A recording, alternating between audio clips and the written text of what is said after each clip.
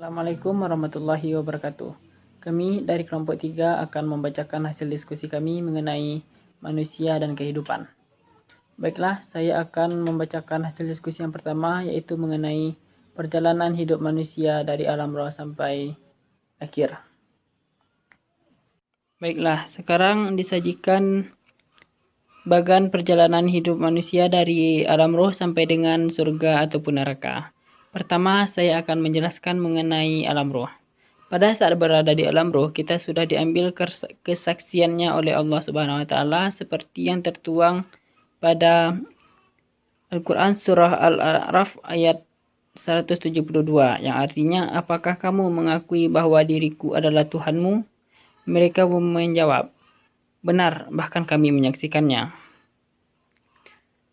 Kemudian, setelah diambilnya kesaksian kita itu, maka masuklah kita pada fase kehidupan kita yang kedua, yaitu alam rahim.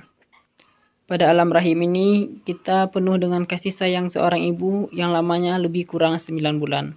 Setelah waktu yang ditentukan itu, yang lebih kurang 9 bulan itu, maka lahirlah kita di alam dunia.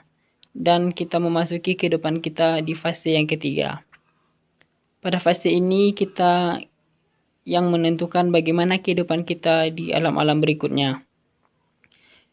Pada fase ini, terdapat tujuan penciptaan, yaitu beribadah yang tertuang pada Al-Quran Surah 51 ayat 56 dan menjadi khalifah yang tertuang pada surah kedua ayat 30.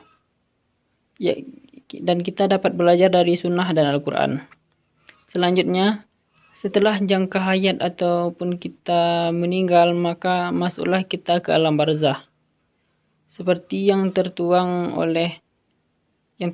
dalam Al-Quran surah ketiga ayat 185 yang artinya tiap-tiap jiwa akan merasakan mati. Setelah menunggu sekian lama di alam barzah, maka sampailah kita pada hari kebangkitan yang ditandai dengan adanya tiupan trompet oleh malaikat Israfil sebanyak 2 kali. Setelah hari kebangkitan, maka kita dikumpulkan di padang mahsyar. Dan bagi siapa yang mendapatkan catatan amalnya dari sebelah kanan, maka berbahagialah mereka dengan kembali ke kaumnya dan masuk ke dalam surga. Akan tetapi barang siapa yang mendapatkan catatan amalnya dari arah belakang, maka bersedih hatilah mereka dengan kembali ke kaumnya dan mereka akan memasuki neraka. Sekian penjelasan dari saya. Selanjutnya, materi orientasi dan tujuan hidup manusia akan disampaikan oleh saudari Cio Dwila Adha. Assalamualaikum warahmatullahi wabarakatuh. Saya Laili Fajriati dari kelompok 3 akan melanjutkan presentasi yang sebelumnya sudah disampaikan oleh saudara Rahmat Ilahi dan saudara Cio Dwila Adha. Di sini saya akan membahas materi tentang tujuan dan fungsi penciptaan manusia. Tujuan dan fungsi penciptaan manusia dijelaskan oleh Allah dalam Quran surat Az-Zariyat ayat 56 yang berbunyi, Bismillahirrahmanirrahim. Wa ma khalaqtul jinna wal insa illa liya'budun, yang artinya, dan aku tidak menciptakan jin dan manusia melainkan supaya mereka menyembahku. Selain itu, Allah juga menjelaskan dalam Quran surat Al-Baqarah ayat 30 yang berbunyi, Bismillahirrahmanirrahim. Wa idza qala rabbuka lil malaikati inni ja'ilun fil ardi khalifah qalu ataj'alu fiha may yufsidu fiha wa yasfiku dima wa nahnu nusabbihu bihamdika wa nuqaddisu lak qala inni a'lamu ma la ta'lamun, yang artinya, ingatlah ketika Tuhanmu berfirman kepada para malaikat, sesungguhnya aku hendak menjadikan seorang khalifah di muka bumi. Mereka berkata, mengapa engkau hendak menjadikan khalifah di bumi itu? Orang yang akan membuat kerusakan padanya dan menumpahkan darah. Padahal kami senantiasa bertasbih dengan memuji dan mensucikan engkau. Tuhan berfirman, sesungguhnya aku mengetahui apa yang tidak kamu ketahui. Dari beberapa surat di atas dapat kita ketahui bahwa manusia diciptakan untuk menyembah Allah dan sebagai khalifah di muka bumi. Selain itu, saya juga mendapatkan 3 tujuan dan fungsi penciptaan manusia. Yang pertama, manusia sebagai khalifah Allah di muka bumi. Yang dimaksud dengan manusia sebagai khalifah Allah di muka bumi adalah agar menjadi penguasa untuk mengatur dan mengendalikan segala isinya sebagai pedoman hidup manusia dalam melaksanakan tugas. Allah menurunkan agamanya, agama yang menjelaskan dua jalan, yaitu jalan yang bahagia dan jalan yang akan membahayakan. Yang kedua, manusia sebagai warasatul anbiya. Kehadiran Nabi Muhammad SAW di muka bumi ini mengemban misi sebagai rahmatan lil alamin atau rahmat bagi seluruh alam, yakni suatu misi yang membawa dan mengajak manusia dan seluruh alam untuk tunduk dan taat pada syariat-syariat dan hukum-hukum Allah Subhanahu wa taala. Misi itu berpijak pada trilogi hubungan manusia, yaitu hubungan manusia dengan Tuhan, hubungan manusia dengan manusia, dan hubungan manusia dengan alam sekitarnya. Yang ketiga, manusia sebagai abd atau pengabdi Allah. Fungsi ini mengacu pada tugas individual manusia sebagai hamba Allah Subhanahu wa taala. Tugas ini diwujudkan dalam bentuk pengabdian kepada Allah Subhanahu wa taala dengan penuh keikhlasan. Semua yang dilakukan oleh manusia dalam kehidupannya dapat dinilai sebagai ibadah jika semua yang dilakukan tersebut semata-mata hanya untuk mencari ridha Allah Subhanahu wa taala.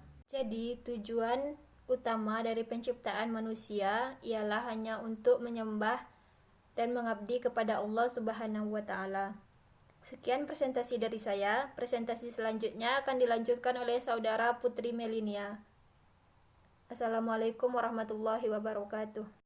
Assalamualaikum warahmatullahi wabarakatuh. Saya Ciodul Adha dari kelompok 3 akan menjelaskan materi tentang ragam orientasi hidup manusia. Ragam orientasi hidup manusia. Orientasi hidup dunia dan akhirat manusia terbagi menjadi 3 kelompok besar. Yang pertama, kelompok yang menganggap bahwa hidup ini hanya satu kali. Oleh karena itu, mereka beranggapan bahwa hidup ini harus dinikmati sepuas-puasnya. Mereka tidak meyakini adanya kehidupan sesudah mati. Bila nyawa sudah tak lagi berada di raga, maka berakhirlah dan tak ada kelanjutannya. Demikian yang termaktub dalam Al-Quran Surat Al-Jasiyah ayat 24. Yang kedua, kelompok yang memburu dunia dan meninggalkan akhirat. Padahal mereka tahu ada kehidupan setelah mati. Akhirnya yang didapat hanyalah kesia-siaan. Sebab dunia tidak berlaku abadi, pada akhirnya semua akan musnah. Dunia yang dikejar tidak dapat dan akhirat yang ditinggalkan pun hilang begitu saja. Mereka tidak memperoleh apa-apa. Yang ketiga, kelompok yang menjadikan dunia sebagai sawah ladang untuk bercocok tanam dan hasilnya akan dinikmati di akhirat nanti. Mereka beranggapan bahwa dunia hanyalah sebagai tempat persinggahan. Segalanya akan kembali dan abadi di dalam akhirat. Quran Surat Al-An'am ayat 32. Oleh karena itu, hidup di dunia tidak boleh disia-siakan. Untuk menikmati hasil di akhirat, harus melalui dunia sebagai sawah ladangnya. Sekian materi ragam orientasi hidup manusia dari saya. Materi selanjutnya akan dibacakan oleh Laili Fajriati. Assalamualaikum warahmatullahi wabarakatuh. Saya Putri Milenia akan menyampaikan hasil diskusi saya tentang hidup sukses dalam pandangan Al-Quran. Seringkali orang memaknai bahwa kesuksesan itu adalah uang yang banyak, rumah yang megah, mobil yang mengkilat, kedudukan yang tinggi, pangkat dan jabat luar biasa, dan lain sebagainya.